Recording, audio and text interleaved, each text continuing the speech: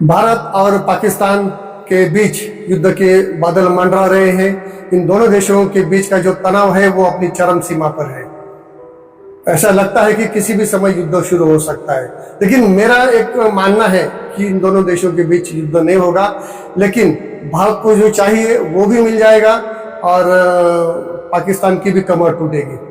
अब युद्ध शुरू भी नहीं हुआ है कि पाकिस्तान में भगदड़ मच गई है, उसके सैनिक भाग रहे हैं, अफसर भाग रहे हैं, रिजाइन कर रहे हैं सेवा से, और उनका जो चीफ है आर्मी चीफ आसिफ मुनीर, वो पिछले 3 दिन से गायब है। कोई कहता है वो विदेश भाग गया, कोई कहता है वो बंकर में छिप गया।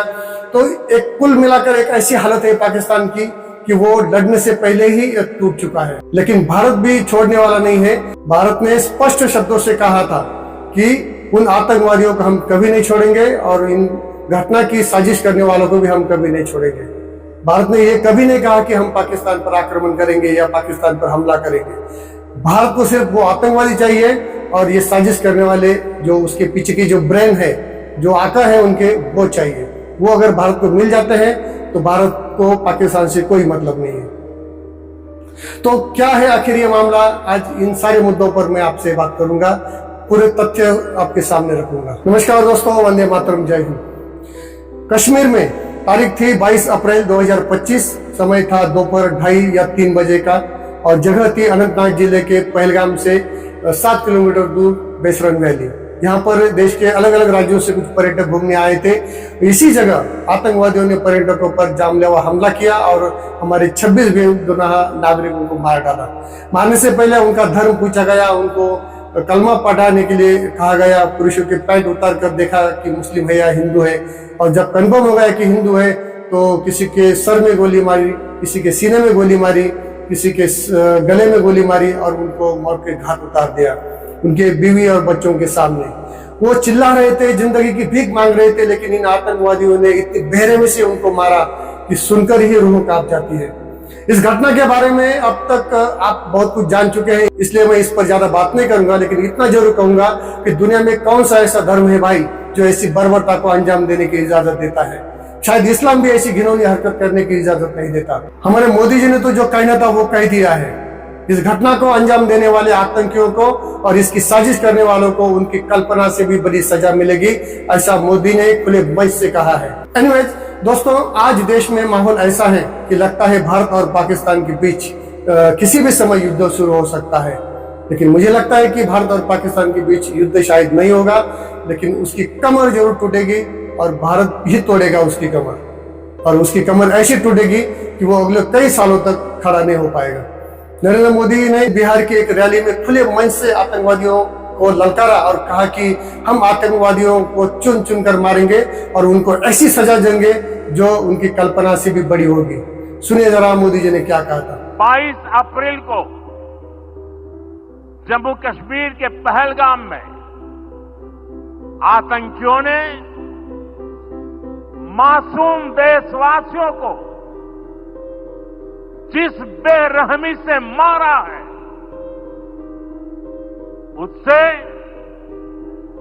पूरा देश व्यथित है। ये हमला सिर्फ निहत्थे पर्यटकों पर नहीं हुआ है,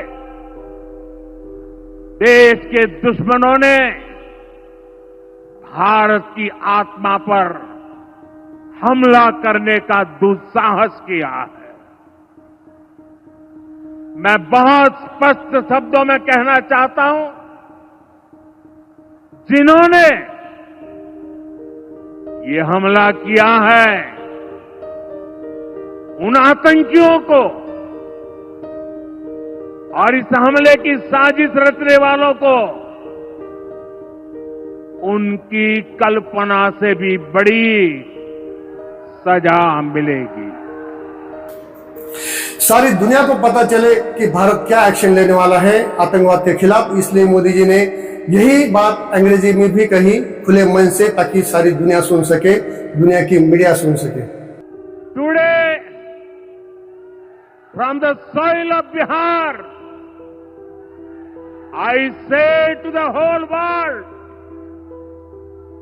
India will identify, track and punish every terrorist and their backers.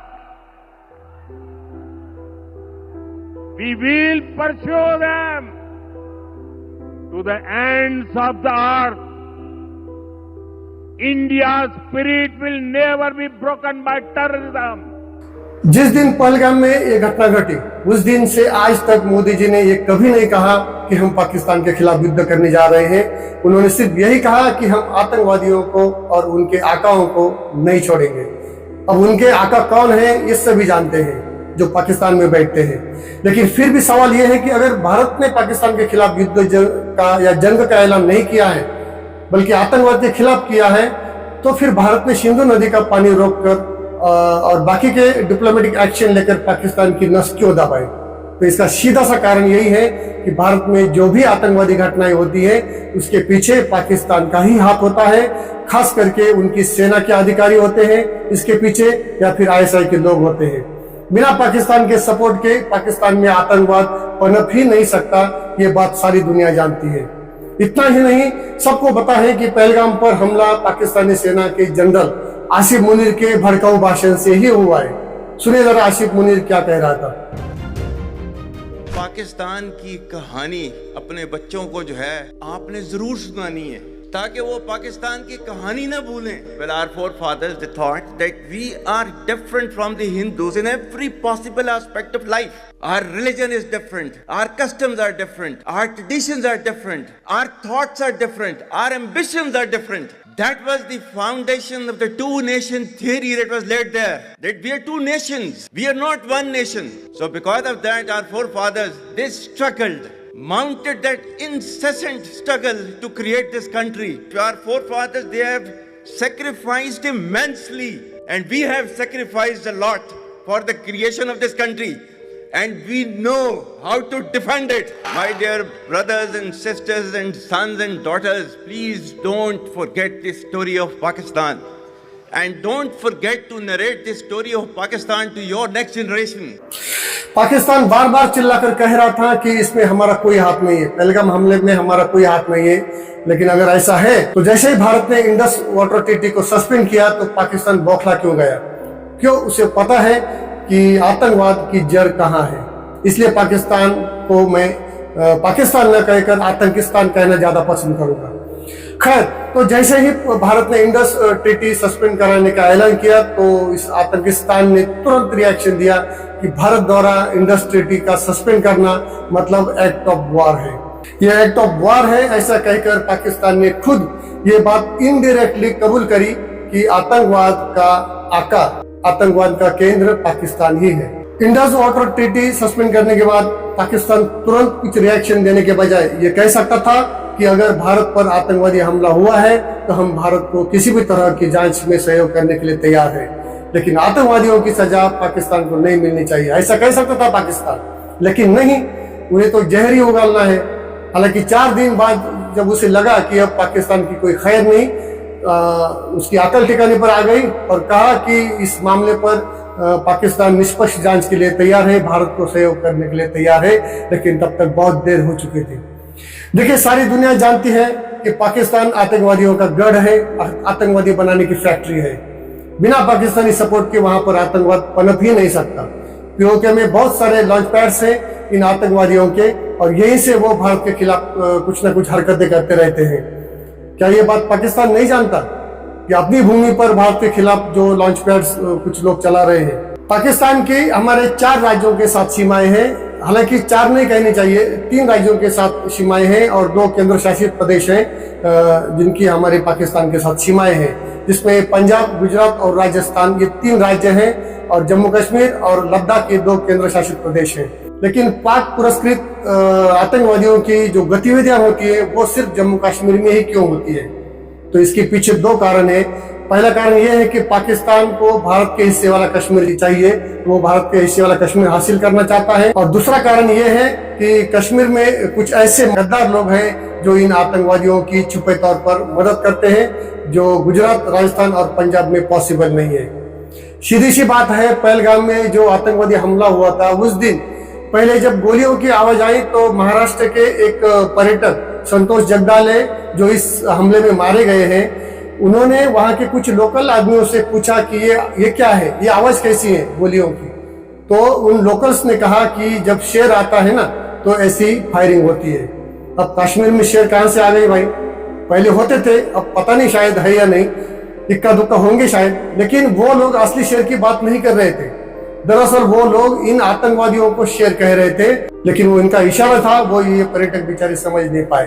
तो कश्मीर के कुछ गद्दार लोकल्स इन आतंकवादियों की मदद करते हैं, इसलिए उनका हौसला बढ़ता है। पाकिस्तान पुरस्कृत इन आतंकवादियों के ऐसे हमले इससे पहले भी कई बार हो चुके हैं, लेकिन जब पानी सर से ऊपर जाता है तो कुछ ना कुछ करना ही पड़ता है। भारत वही करने जा रहा है। साल 2016 में इन आतंकवादियों ने उरी आर्मी बेस कैंप पर हमला किया, तो भारत ने सर्जिकल स्ट्राइक करके पीओके में लॉन्च पैड चला रहे कुछ आतंकवादियों को मारकर कड़ा जवाब दिया था। फिर साल 2019 में इन आतंकवादियों ने पुलवामा में आर्मी कॉन्वॉय पर सुसाइड बॉम्बर से हमला किया, जिसमें हमारे 40 सीआरपीएफ जवान शहीद हो गए थे। उसका बदला भी भारत सरकार ने लिया पाकिस्तान के बालाकोट पर एयर स्ट्राइक करके। बालाकोट में जैश ए मोहम्मद के आतंकवादी ट्रेनिंग कैंप चल रहे थे, जहां पर इन आतंकियों को ट्रेनिंग दी जाती थी। अब इस बार उन्होंने पहलगाम में बेगुनाह नागरिकों पर जो हमला किया है, जिसमें हमारे 26 बेगुनाह लोग मारे गए हैं, उन आतंकवादियों को जो आका है पाकिस्तान में बैठे, उन्होंने सोचा होगा कि भारत ज्यादा से ज्यादा क्या करेगा इस बार, सर्जिकल स्ट्राइक करेगा या एयर स्ट्राइक करेगा। तो उसका सामना करने के लिए पाकिस्तान तैयार बैठा था। सीमा पर चौकसी बढ़ा दी गई थी, एयरफोर्स को अलर्ट पर रखा था। मतलब भारत या तो जमीन से अटैक करेगा या हवा से या फिर समंदर के मार्ग से। तो इन सभी मार्गों पर पाकिस्तान अपनी नजर टिकाए बैठा था जवाब देने के लिए भारत को, और इंतजार कर रहा था कि मोदी अब क्या फैसला लेंगे, देखते हैं। अरे भाई, मोदी जी कब और क्या फैसला लेते हैं वो आज तक हम नहीं समझ पाए, तो तुम क्या समझोगे। उधर पाकिस्तान सोचता रहा कि आसमान में ना कोई फाइटर प्लेन दिखाई दे रहा है, ना बॉर्डर पर कोई मूवमेंट दिखाई दे रही है, सभी तरफ शांति शांति दिखाई दे रही है।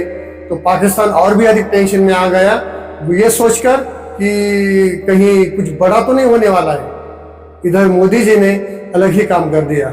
जब पाकिस्तान को पता चला कि मोदी जी ने क्या किया है, उसके पैर के तल से जमीन खिसक गई। मोदी जी ने सिंधु जल समझौता सस्पेंड कर दिया, पाकिस्तानियों का वीजा कैंसिल करा दिया, पाकिस्तानियों को तुरंत भारत छोड़ने के लिए कहा गया, और भी कुछ सारे डिसीजन लिए। पाकिस्तान ने कभी सोचा भी नहीं होगा कि मोदी सिंधु नदी का पानी रोककर पाकिस्तान के गले की नस दबा सकते हैं, क्योंकि 1960 से लेकर जब ये समझौता बना था, तब से लेकर आज तक भारत और पाकिस्तान के बीच बहुत बार झड़प हुई, संघर्ष हुआ। इसके बावजूद आज तक किसी ने इस समझौते को हाथ नहीं लगाया था। मोदी ने कैसे हाथ लगाया?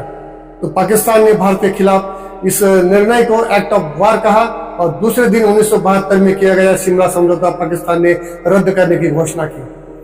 पाकिस्तान के इन मदरसा छाप लोगों को इतनी भी अकल नहीं है कि शिमला समझौते का सबसे बड़ा फायदा पाकिस्तान को ही मिलता था। इस समझौते में जो बातें लिखी गई है वो अगर आप पढ़ेंगे, आप समझेंगे, तो आपको समझ में आएगा कि इसका सबसे ज्यादा फायदा पाकिस्तान को कैसे मिलता था। कुछ बातें मैं, कुछ पॉइंट्स आपको बताता हूँ। शिमला समझौते में क्या लिखा है? शिमला समझौता 1972 में हुआ था। इसमें लिखा है कि कोई भी देश, मतलब भारत और पाकिस्तान, एक दूसरे पर हमला नहीं करेगा, एक दूसरे के देश की संप्रभुता को बरकरार रखेंगे। अगर दोनों देशों के बीच कोई कॉन्ट्रडिक्शन होता है तो उसे बायलैटरल मीटिंग से सुलझाएंगे। कश्मीर मामले को अंतर्राष्ट्रीय मंच पर नहीं उठाएंगे, और बाकी के और भी कुछ मुद्दे हैं उसमें जो ज्यादातर पाकिस्तान के हक में थे। लेकिन पाकिस्तान ने खुद ही शिमला समझौते को रद्द करके अपनी पैर पर कुल्हाड़ी मार ली, और भारत, इसके कारण भारत के हाथ भी अब मजबूत हो गए हैं। भारत अब पाकिस्तान के खिलाफ कोई भी मिलिट्री एक्शन करता है तो पाकिस्तान को यह बोलने का हक नहीं होगा कि भारत ने शिमला समझौता तोड़ा है। और वैसे भी पाकिस्तान ने शिमला समझौता नहीं भी तोड़ा होता तो भी भारत चुप नहीं बैठता।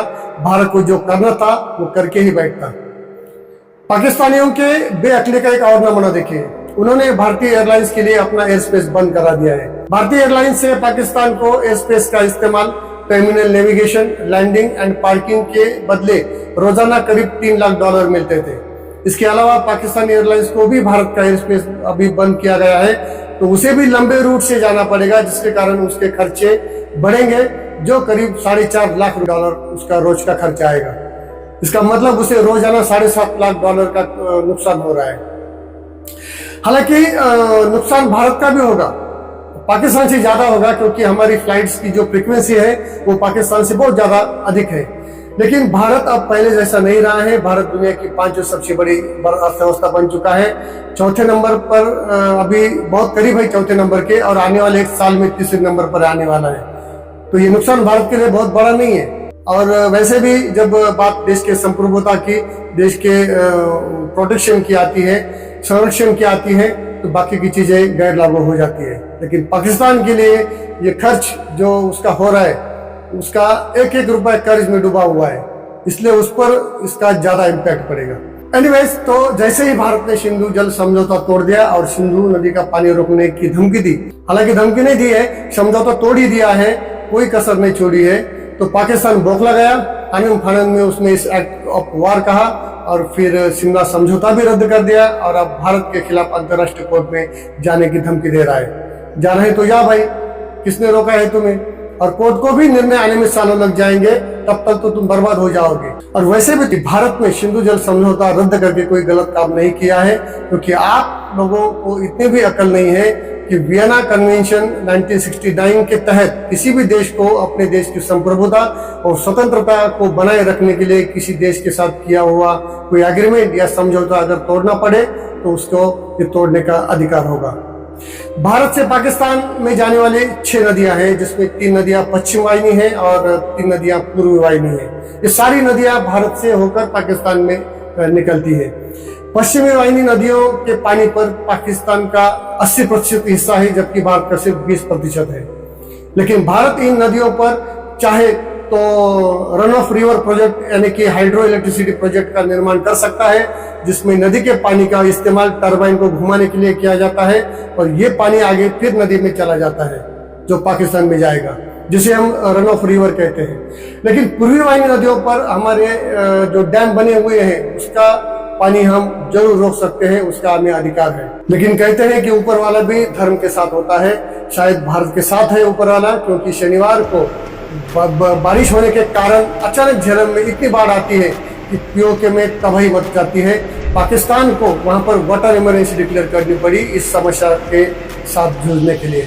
पाकिस्तान ने भारत पर आरोप लगाया कि भारत ने जानबूझकर झेलम नदी का पानी छोड़ा है, जिसके कारण बाढ़ आई है। हालांकि भारत ने इस बात पर अभी तक कोई एक्सप्लेनेशन या रिएक्शन नहीं दिया है। सिंधु जल समझौता 1960 में हुआ था, और तब से लेकर आज तक कई बार पाकिस्तान के साथ भारत के राजनीतिक संबंध खराब हुए थे। युद्ध भी हुआ था 2 बार, लेकिन भारत ने कभी भी सिंधु नदी का जल नहीं रोका या एग्रीमेंट सस्पेंड करने की बात नहीं की। इसलिए पाकिस्तान ने कभी ये सोचा नहीं होगा कि मोदी ऐसा कुछ करेंगे।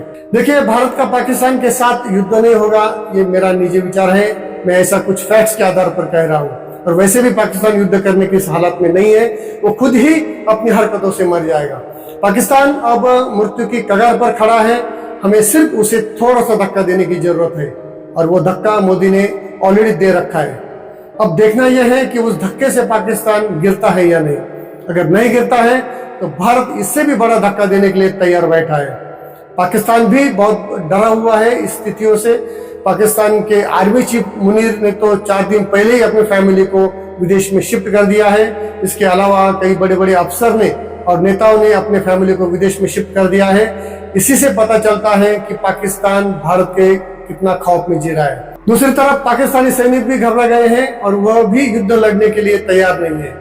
पाकिस्तान ने ऐसे सैनिकों को धमकी दी है कि अगर वे युद्ध की स्थिति में मैदान छोड़कर भाग जाते हैं, युद्ध लड़ने से मना करते हैं, तो उन पर देशद्रोह का मुकदमा चला जाएगा।